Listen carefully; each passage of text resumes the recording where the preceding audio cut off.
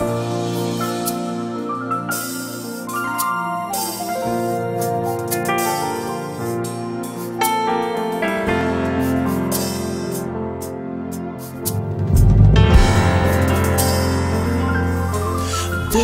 peuple de Dieu, dans le nom du Seigneur Jésus-Christ, notre Dieu, le seul d'ailleurs, le véritable et l'unique. Je suis le pasteur David Malava, James. Alors ce matin, je viens vers vous, partager avec vous la parole, une pensée de Dieu que le Seigneur a mis dans mon cœur, qu'il a voulu que je la partage avec nous. Et ça sera comme ça, et vous serez en train de nous voir chaque samedi à 23 h. Juste déjà, vous nous aurez dans vos écrans, et les dimanches à 10h25 et le mercredi à 18h, je crois 18h45, et le jeudi vous nous aurez à 12h. Je crois que ce sera notre programme que vous pouvez suivre régulièrement pour être édifié dans la présence de Dieu. Alors, ce matin, qu'est-ce que je veux dire? L'émission s'intitule « Le mot du Seigneur ». Le mot du Seigneur. Pourquoi j'ai dit le mot du Seigneur? Parce que ce n'est pas mon mot à moi, mais c'est une pensée de Dieu que nous voulons communiquer. Voilà pourquoi nous ne sommes pas importants. Même lorsque tu nous regardes, j'aimerais que tu oublies la face que tu vois, que tu sois beaucoup plus dans ce que tu entends, que tu sois beaucoup plus dans la pensée que le Seigneur Dieu veut réellement communiquer, donner ce matin. Et je ne sais l'heure à laquelle vous allez tomber sur cette émission. Alors, je vais parler d'un thème qui sera très très bénéfique, c'est restaurer l'intimité avec Dieu dans une relation profonde avec lui. Je reprends, restaurer l'intimité avec Dieu dans une relation profonde avec lui. Tel est le thème de cette émission. Je crois que je parlerai de ça en série, ce sera le premier, le deuxième numéro, ça sera le même thème pour que tu comprennes en fait ce que Dieu veut pour toi. Et nous allons lire Amos chapitre 9, verset 11. Et puis nous lirons aussi Psaume chapitre 23, verset 3. Et puis 1 Jean chapitre 1, verset 9. Je commence Amos chapitre 9, verset 11. La Bible dit « En ces temps-là, je relèverai de sa chute la maison de David, j'en reparerai le brèche, j'en redresserai le ruine, et je la rebâtirai comme elle était autrefois. » Et nous lisons maintenant Psaume chapitre 23, il est écrit « Il restaure mon âme, il me conduit dans le sentier de la justice à cause de son nom. » Alors je m'en vais prendre 1 Jean chapitre 1, verset 9, et je lis tout et puis nous allons expliquer. Après la Bible dit « Si nous confessons nos péchés, il est juste et fidèle pour nous le pardonner et pour nous purifier de toute iniquité. » Et je vais toujours dans 1 Jean chapitre 1, mais cette fois-ci le verset 8, là où Dieu dit « Et si nous disons, là où la parole de Dieu dit, si nous disons que nous n'avons pas de péché, nous nous séduisons nous-mêmes et la vérité n'est point en nous. » Ça j'aime. Alors c'est quoi l'intimité avec Dieu? J'aimerais te parler de ça. Ouvre ton cœur là où tu es et comprends ce que le Seigneur veut te communiquer. C'est quoi l'intimité? J'ai aimé en fait ce que Larousse nous donne. Larousse nous parle de l'intimité comme ce qui est secret. Donc ce n'est pas des choses que l'on dit n'importe comment. Ce n'est pas des choses que l'on dit n'importe quand non plus, mais ce sont des choses que l'on garde précieusement dans notre cœur, que l'on ne peut pas partager avec n'importe qui, que l'on ne peut pas partager avec tout le monde. Et c'est ça ce que le dictionnaire nous donne comme définition de l'intimité. Mais j'aime la deuxième pensée où on dit, c'est aussi au niveau de la conscience. L'intimité, c'est aussi au niveau de la conscience. Alors j'aimerais dire à quelqu'un, sois conscient de ta relation avec Dieu. Alléluia. Sois conscient de ton intimité avec le Seigneur par ta relation avec lui. Et ça, c'est très, très important. Et autre chose, la troisième pensée de la définition de l'intimité, le dictionnaire nous montre que c'est ce qui est privé en fait. Vous savez, quand vous avez l'habitude de dire, c'est ma vie privée. Voilà, c'est bel et bien ça. C'est ça l'intimité. Ce qui est privé, ce qui est pour toi. Alors pour toi seul. Alors qu'est-ce que Dieu te demande? Dieu te demande que ta vie privée devienne lui. Que tu n'aies plus de vie privée en fait. Que tu ne dises plus ça c'est à moi. Oui, mais lorsque Dieu vient, il dit je me tiens à la porte, je frappe. Si quelqu'un entend ma voix et qu'il ouvre son cœur. J'aimerais dire à quelqu'un que Dieu n'est pas un visiteur indésiré. Non, nous les désirons dans notre cœur. Et lorsqu'il frappe, Tu dois ouvrir. C'est ta responsabilité d'ouvrir. Et lorsque tu ouvres, c'est en ce moment-là qu'il entrera en toi, qu'il soupera avec toi. Alléluia. Et il a besoin de toi. Quand tu dis, moi, j'aime pas ça. Moi, oui. C'est le moi là dont Dieu a besoin. Le privé, le toi. C'est effectivement là que le Seigneur t'attend. C'est vraiment ça que Dieu a besoin. Alléluia. J'aimerais que l'Esprit de Dieu touche ton cœur pendant que je suis en train de parler. Et que tu comprennes que tu n'as pas besoin d'avoir le toi devant le Seigneur. Il y a beaucoup de gens qui disent à Dieu, tu peux toucher ici, tu peux toucher là-bas, mais là tu ne touches pas. Parce que c'est moi. Ça c'est privé. Non, un enfant de Dieu n'a pas de privé. Effectivement, lorsque le Seigneur vient dans la vie de quelqu'un, il ne vient pas pour... il n'a pas seulement besoin de son physique, non. Mais Dieu vient pour le toi. Il a besoin d'entrer en toi, le plus profond de toi, qu'il s'installe là. Il y a beaucoup de gens qui reçoivent Christ, mais qui risquent Christ reste debout. Un jour, je prendrai peut-être le temps d'expliquer cela. Il est possible de le recevoir dans ton cœur, mais de ne pas lui laisser la place de s'asseoir. Et qu'il reste debout en train de te regarder. Mais le Seigneur veut que lorsqu'il entre, qu'il se mette dans ton cœur, dans le toi. Et c'est là que l'intimité avec lui se produit. Voilà. Donc ça, j'ai aimé beaucoup. Il y a beaucoup de définitions, mais ces trois concepts m'ont beaucoup plu. Et ça m'a poussé à exploiter cela pour nous faire comprendre c'est quoi l'intimité. L'intimité, c'est une réalité intérieure de toi, de soi-même. Donc c'est ça. Alors, et votre intimité avec Dieu crée une proximité, une amitié et une profonde relation avec lui. C'est ce que nous devons savoir. Lorsque nous travaillons notre intimité ou lorsque nous vivons dans l'intimité avec le Seigneur, ce qui est notre secret, ce qui est notre privé, lorsque nous le faisons participer dans cela, lorsqu'il devient lui-même notre privé, notre secret, sache-le bien en ce moment-là, ça crée en toi une proximité avec Dieu. Non seulement la proximité avec Dieu, mais une amitié et une profonde relation avec le Seigneur. Je reconnais qu'il y a beaucoup de personnes qui ne vivent pas dans une relation profonde. Je ne parle pas d'une relation tout court, parce qu'il y a beaucoup de genres de relations et les relations se situent à plusieurs niveaux. Mais ici, je suis en train de parler d'une relation alors profonde et qui s'interprète à l'intimité. Alléluia. Alors l'intimité, c'est quelque chose, il est possible d'être en relation avec quelqu'un, mais de ne pas être en communion avec cette personne. Il est possible d'être en relation avec un homme, mais de ne pas vivre en communion avec cet homme. Il est possible d'être en relation avec une femme, avec des enfants, mais sans pourtant vivre dans la communion avec cette personne ou cette personne-là. Mais ici, le Seigneur veut non seulement que nous soyons dans une relation avec lui, mais une relation qui soit profonde. Alléluia. Beaucoup de gens vont dans les églises, même pendant que nous sommes en train de parler, il y a des gens qui sont en train de prier. Je me demande, est-ce que c'est une relation simplement ou c'est une relation profonde? Le Seigneur n'a pas seulement besoin d'une relation. Déjà, il est notre créateur. Du fait que nous sommes ces créatures, il y a déjà une relation qui soit établie. Mais Dieu veut que ça aille au-delà de cette relation, que nous atteignions le niveau de l'intimité avec lui. Alléluia. Je viendrai un autre jour pour expliquer comment est-ce que nous pouvons entrer dans cette intimité avec le Seigneur. Comment nous pouvons développer cette intimité avec Dieu. Alors aujourd'hui, je suis en train d'aller non seulement que ça crée une proximité, une amitié et une profonde relation avec lui, elle vous permet de vous rapprocher de lui avec une ferme assurance et une foi inébranlable. Ça, c'est extraordinaire. Vous voyez ce que l'intimité fait? Lorsque tu vis dans l'intimité avec le Seigneur, lorsque tu travailles ton intimité avec Dieu, tu vas te rendre compte que tu vas atteindre un niveau où s'approcher de Dieu ne sera pas comme tout le monde. Beaucoup de gens s'approchent de Dieu, mais toi, tu vas t'approcher de Dieu de manière particulière.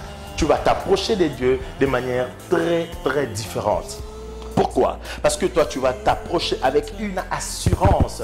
Tu ne vas pas t'approcher à propos de ce que tu as entendu simplement, mais tu vas t'approcher de lui sur base de ce que tu as vécu avec lui. Alléluia. Et ça, c'est extraordinaire. Beaucoup de chrétiens aujourd'hui, nous avons laissé tomber cette dimension d'expérimenter les choses avec le Seigneur. Mais nous nous sommes accrochés tout simplement au niveau de s'approcher de lui. Jamais un homme de Dieu qui te dit que c'est parce que tu t'es lavé, tu t'es mis l'eau sur le corps que réellement tu t'es lavé.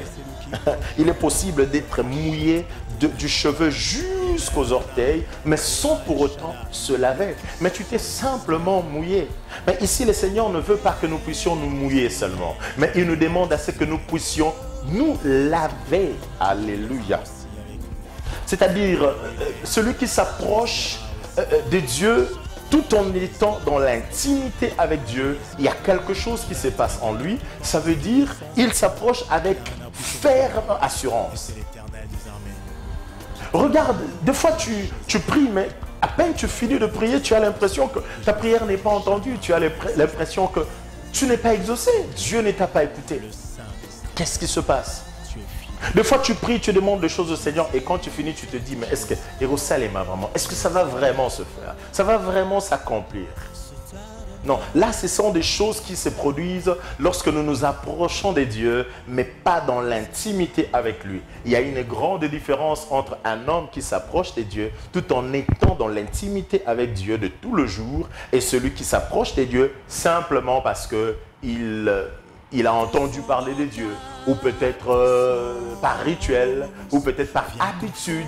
Il y a une grande différence. Nous devons quitter de ce lot de ceux qui s'approchent de Dieu par habitude. Chaque jeudi, nous sommes à l'église. Chaque vendredi, nous sommes à l'église. J'aimerais te dire que le pasteur ne bâtira pas ta vie. L'apôtre, l'évangéliste ne bâtira pas ta vie. Celui qui va bâtir ta vie, c'est d'abord Dieu et toi-même. Alléluia. Le pasteur te donnera des outils, mais toi-même, tu dois les utiliser afin de bâtir ta vie. Le pasteur doit te donner les outils et ces outils vont te permettre de vivre dans l'intimité profonde avec le Seigneur en apartheid, pas dans l'église. Ça m'étonne de fois lorsque nous voyons... nous sommes peut-être à la maison ou nous sommes toute l'année dans un programme normal et dès que nous arrivons à la fin de l'année, il y a beaucoup d'églises, je crois que nous expérimentons cela, ceux qui lancent le programme de jeûne, de prière, des 5 mois, les autres de 2 mois, les autres de 115 jours, je ne sais combien. Oui, c'est bien, mais écoutez, le diable n'est pas un idiot. Le diable n'est pas idiot. Et tu entends un enfant de Dieu qui est en route, tu lui dis, tu vas où? Et je vais au combat à l'église. Et nous avons des prières, des combats. C'est bien, mais écoute-moi. Tu penses que le diable est suffisamment idiot pour ne pas te combattre dans toute la journée, t'attendre qu'à 17 h à l'église pour qu'il engage les combats? Ça, c'est une haute ignorance. Est-ce que vous croyez vraiment que depuis que tu étais sorti le matin, tu es allé au travail, tu es allé au marché pour vendre, tu as fait tout ce que tu devais faire, le diable ne t'a pas dérangé? Là, il t'attend à l'église à 17 h pour que tu viennes combattre avec lui. Ça, c'est l'ignorance, frère. Les combats, le diable engage la bataille en dehors de l'église. Quand tu te réveilles le matin, lui a déjà engagé sa bataille. Lorsque tu vas au travail, il engage déjà la bataille. Lorsque, je ne sais, tu dans le transport, dans le véhicule, quand tu regardes, quand tu entends, quand tu effectues tes appels, le diable est dans le moindre détail. Et la bataille, il la gagne dans le moindre détail. C'est dans toutes ces choses-là que la bataille s'effectue et c'est là que le diable gagne déjà. Alors lorsque toi tu viens à 17 h à l'église, tu commences à crier, tu combats, je ne sais quoi, tu lis, il est peut-être en train de te regarder parce que la bataille était déjà finie. Tu es en train de combattre contre le vent. Tu donnes le coup dans le vide. Parce que pour lui, la bataille, c'était fini. La bataille avait pris fin avant que tu viennes à l'église. Alors nous ne devons pas aller à l'église par l'habitude, mais nous devons aller à l'église parce que nous vivons déjà dans l'intimité en permanence avec le Seigneur. Et quelqu'un qui vit dans l'intimité en permanence avec le Seigneur, lorsqu'il dira n'importe où, à l'église, au marché, au travail, à l'université, je ne sais, au bureau, lorsqu'il dira au nom de Jésus, les démons entendront son nom et alléluia, entendra sa voix et ils prendront fuite. Ça, c'est le miracle. Et ça, c'est ce que Dieu fait dans la vie de ceux qui vivent dans l'intimité avec lui. J'aimerais que le Seigneur touche ton cœur et que pendant que je suis en train de parler, que tu sentes le besoin de restaurer son intimité avec le Seigneur. Alléluia. Voilà ce que l'intimité fait. C'est merveilleux parce que déjà quand tu t'approches avec une ferme assurance. Non seulement ça, mais tu auras aussi une foi inébranlable. Comme il y a des personnes qui vont à l'église, mais ils ont besoin d'entendre ce qu'ils veulent entendre de l'homme de Dieu. Ils ont besoin de recevoir ce qu'ils veulent recevoir. Mais ils ne sont pas prêts de croire dans ce que... Vous savez, il y a l'abîme entre ce qu'on entend et l'accomplissement de ces choses. Et quelque chose doit jouer le pan, c'est la foi. Alors la foi, ça vient pas de nulle part. La foi, ce n'est pas une affaire des hommes. La foi, c'est une affaire de Dieu lui-même. Alléluia. C'est une affaire de Dieu lui-même. Voilà pourquoi il dit, je mettrai ma parole en eux, ils seront mon peuple et je serai leur Dieu. C'est moi qui mettrai. Et il dit encore plus loin, je crée dans l'homme quoi, le vouloir et le faire. La foi, ce n'est pas les domaines des hommes. La foi, c'est le domaine de Dieu. Alors, tu as besoin de la foi. Tu as besoin de la foi. Et pour avoir la foi, tu dois écouter la parole. Et pour écouter la parole, il faut être dans l'intimité avec le Seigneur. Sinon, la Bible ne sera qu'un livre pour toi, que tu vas tellement bien lire, mais sans comprendre le secret qu'il y a dedans. Rappelez-vous, je vous ai dit, l'intimité, c'est aussi le secret. Alors, le secret de Dieu se retrouve dans sa parole. Lorsque vous méditez la parole, j'aime Josué 1, 8, il dit que ce livre de la loi ne s'éloigne point de ta bouche, médite-les nuit et jour pour agir fidèlement selon ce qui est écrit. Car c'est alors que tu réussiras, c'est alors que tu auras du succès dans tes entreprises. Le livre de la loi, la parole de Dieu, la Bible n'a pas été jetée. J'aimerais te dire, peut-être que tu négliges, ta Bible est déjà, je ne sais pas, remplie de poussière et tu ne te rends même pas compte. Et ça fait beaucoup de mois que tu l'as posée, je ne sais pas moi, sous ton oreiller ou encore dans ton armoire et tu ne la visites pas. Mais laisse-moi te dire quelque chose de très important. Cette parole n'a pas été jetée sur la terre. Ça, c'est ce que je veux que tu comprennes. Une chose qu'on a jetée n'a pas d'adresse. On n'a pas mentionné l'adresse. Elle peut tomber partout où elle peut tomber. Et n'importe qui peut la ramasser parce que ce n'est pas destiné à une personne ou à une adresse précise. Non, ce n'est pas le cas avec la parole. La parole de Dieu n'a pas été jetée sur terre, mais la parole de Dieu a été envoyée. Dieu a envoyé sa parole. Alléluia. Et une chose qu'on a envoyée n'est pas jetée. Une chose qu'on a envoyée, la différence c'est qu'elle a une adresse au-dessus. On l'a envoyée quelque part à une personne ou à une adresse précise. Alléluia. J'aimerais que tu considères la parole de Dieu non pas comme une chose jetée, mais une chose envoyée. C'est pourquoi il faut faire attention lorsque tu sens dans ton cœur les dégoûts de la parole de Dieu, lorsque tu sens l'envie de méditer la parole de Dieu, être en train de baisser en toi. Et c'est un grand danger que tu héberges en toi. Pendant que je parle, laisse que cet esprit quitte au nom de Jésus et que tu réalises que tu as besoin de retourner dans ton intimité par la parole du Seigneur. Lire la parole de Dieu, méditer la parole de Dieu. Quelqu'un me dit, mais pasteur, je lis déjà. Non, quand je parle de lire, ce n'est pas lire comme on lit un livre, mais c'est de la méditer. Et lorsque je parle de la méditation, je veux dire de mâcher cette parole.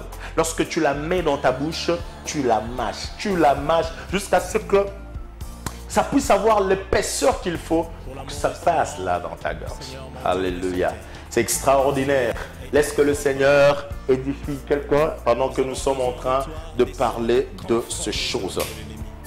Et c'est ce qui se passe lorsque lorsque nous marchons dans l'intimité avec Dieu. Il y a une foi inébranlable en nous. Et cette intimité avec le Seigneur installe en nous la foi. Et cette foi n'est pas dans des choses que nous avons entendues. Vous savez, il y a beaucoup de chrétiens qui sont restés. Le pasteur avait dit, le pasteur avait dit, le pasteur avait dit. Oui, c'est très bien. Mais ici, il n'est pas question du pasteur avait dit. Ici, il est par contre question de ce que Dieu a parlé dans ton cœur. De ce que Dieu lui-même t'a dit. Il n'est pas question du pasteur ici. Il est question de toi-même. Alléluia. Je n'aimerais pas parler des choses que j'ai entendu les autres parler des dieux. Je ne veux pas dire seulement une connaissance à propos des dieux. Je ne veux pas seulement de cela. C'est que j'ai entendu, mon pasteur m'a dit, mon évêque m'a dit, mon apôtre m'a dit, et je le dis aussi, c'est bien, mais sachez-le bien qu'un jour, tu as besoin de dire à Dieu ce que toi tu connais de lui. Et un jour, si tu ne le dis pas, lui-même te les demandera, comme il a dit à ce disciple. Un jour, il posa la question à ses disciples, qui suis-je en fait, selon le dire des hommes, selon ce que les gens disent de moi? Alors, les gens ont dit, bon, écoute, les autres disent que tu es Jean-Baptiste, les autres disent que tu es Élie, les autres disent, mais à la fin, Christ te dira, et vous? Pour vous, qui suis-je? Alléluia. Wow. Et Pierre qui ouvra sa bouche, rempli du Saint-Esprit, dira, tu es le Fils de Dieu vivant. Alléluia. Tu es le Christ, le Fils de Dieu. Et Pierre, Christ qui s'étonne, Jésus s'étonne, il regarde Pierre, il dit, mais Pierre, comment tu as su cela? Ce n'est ni la chair ni les sangs qui t'ont révélé ces choses, mais c'est mon Père qui est dans le ciel. J'aimerais dire à quelqu'un, un jour le Seigneur a besoin, aujourd'hui même, le Seigneur a besoin que tu lui dises des choses que tu connais de lui particulièrement, parce que tu vis dans l'intimité avec lui. Alléluia. Alors, l'Éternel veut que ses enfants croient en lui, qu'ils aient la foi, qu'ils marchent dans ce voie et qu'ils obéissent à sa parole. Ça, c'est la volonté de Dieu. Il veut que toi, tu obéisses à sa parole. Il veut que toi, tu crois en lui. Il veut que toi, tu aies la foi. Ça, c'est la volonté de Dieu. Que tu aies la foi en lui. C'est sa volonté que tu crois en lui. C'est sa volonté que tu obéisses à sa parole. Alors, parlons de la restauration. Il nous reste quelques minutes et puis je vais clôturer. Et puis au deuxième numéro, je pourrai continuer. La restauration ou la réparation. Parce que ça revient au même. Lorsque nous parlons de la restauration, nous pouvons aussi parler de la réparation. Et il y a une définition qui me plaît, deux pensées qui se révèlent. Et lorsque nous parlons de la réparation, on est en train de voir une nouvelle figure. Ça, c'est la pensée du dictionnaire. J'ai aimé ça. Il y a beaucoup de pensées dans cette définition, mais c'est ce qui m'a captivé. Une nouvelle figure. Mais il y a aussi une deuxième pensée qui se révèle comme une existence donnée, une nouvelle existence donnée à quelque chose. Donc la réparation, c'est une nouvelle existence que l'on donne à quelque chose. Est-ce que vous comprenez? Alors, dans la restauration, sachez-le bien que c'est une autre figure que tu as. Tu ne seras plus la même personne qui manquait de foi hier. Cette fois-ci, tu seras une personne remplie de foi lorsque tu es restauré. Lorsque tu es restauré, tu as une nouvelle identité. Tu as une nouvelle existence. Et cette existence ne te vient pas de ton père, ne te vient pas de ta mère, ne te vient pas de ton patron ni de ton travail, moins encore de ton mariage. Mais cette existence te vient en Dieu. Parce que celui qui te donne en fait cette nouvelle existence qui n'est pas l'ancienne. On ne peut pas parler de la nouvelle existence si l'ancienne n'existait pas. Pour parler d'une nouvelle existence, c'est parce qu'il y a eu une ancienne existence. Et c'est cette ancienne existence que le Seigneur vient enlever lorsque tu es prêt à restaurer carrément ton intimité avec lui dans une relation profonde. C'est ce qu'il a besoin de faire et c'est ce qu'il veut réellement accomplir en fait. J'aimerais que tu le comprennes et que tu places ta foi en Dieu et le Seigneur le fera. Il le fera et certainement il le fera. La restauration à tout le niveau. Ça, c'est intéressant. Une restauration à tout le niveau, en fait. Et cette restauration, je crois que je reviendrai sur cela. Dans le deuxième numéro, je parlerai de différents niveaux de cette intimité. Mais pour aujourd'hui, j'aimerais m'arrêter là. J'aimerais dire à quelqu'un, tu as besoin de restaurer ton intimité avec Dieu. Dans le monde du Seigneur aujourd'hui, le Seigneur veut simplement te dire qu'il t'attend. Il a besoin de toi. Il a réellement besoin de toi pour que tu vives dans l'intimité avec lui. Il a vraiment besoin de toi pour que tu entres dans la communion avec lui. Non seulement dans une relation. Tu as assez longtemps demeuré dans la relation avec Dieu. Du fait seulement que tu es sa créature, il t'a créé, tu existes et déjà sache qu'il y a une relation qui est établie. Mais il veut un peu plus. Il veut que tu entres dans une dimension de la communion. Alors je reviendrai pour expliquer en fait c'est quoi la communion avec le Seigneur et à quel niveau cette communion peut vraiment s'installer. Et voilà ce que je pouvais partager avec vous ce matin. Et lorsque je crois que nous serons là encore le mercredi, et là je veux vous parler de la restauration à tout le niveau. Parce que nous avons 3 niveaux et 3 opérations que je suis en train de développer pour comprendre. Alors le mercredi, reste scotché et écoute-nous et le Seigneur te bénira. J'aimerais que tu fermes les yeux là où tu es, que tu fasses monter dans ton cœur le besoin de vivre dans la communion avec Dieu. La soif, David a dit, mon âme a soif de toi, mon âme soupire après toi. J'aimerais que là où tu es, toi qui as déjà perdu l'intimité avec Dieu, tu as perdu la foi en Dieu, tu as perdu la persévérance en Dieu, tu as perdu cette vie que tu avais de prière, cette vie de crainte de Dieu, cette vie de passer des heures et des heures dans la prière, tu l'as perdu. J'aimerais que tu fermes les yeux là où tu es. Pendant que je serai en train de prier pour toi, j'aimerais que tu crois dans cette prière dans ton cœur, que réellement aujourd'hui quelque chose va commencer, quelque chose de nouveau va commencer et que la soif va revenir. Car la volonté de Dieu, c'est que toi tu le craignes. La volonté de Dieu, c'est que tu aies la foi en lui. La volonté de Dieu est que tu marches selon sa parole. La volonté de Dieu est qu'au travail, que tu l'écoutes.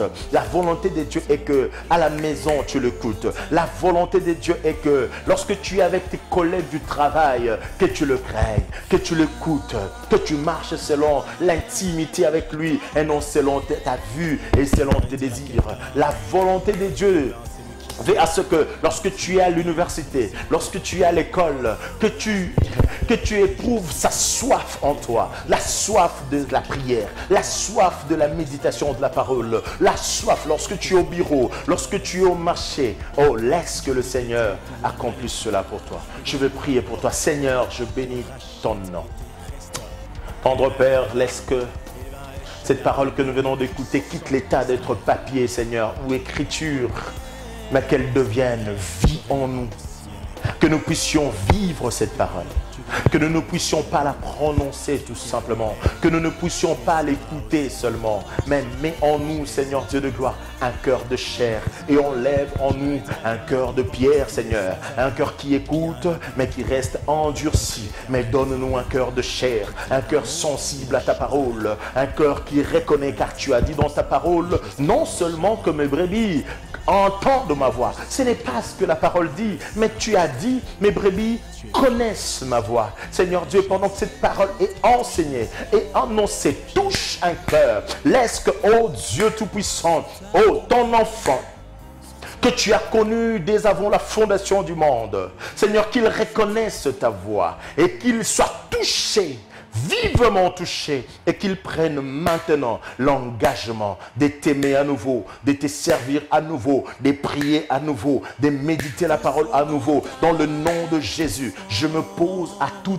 esprit démoniaque qui occupe ton cœur. Je le chasse par la puissance du nom de Jésus. Que tu sois libéré là où tu es et que la vie de Dieu redevienne ta vie.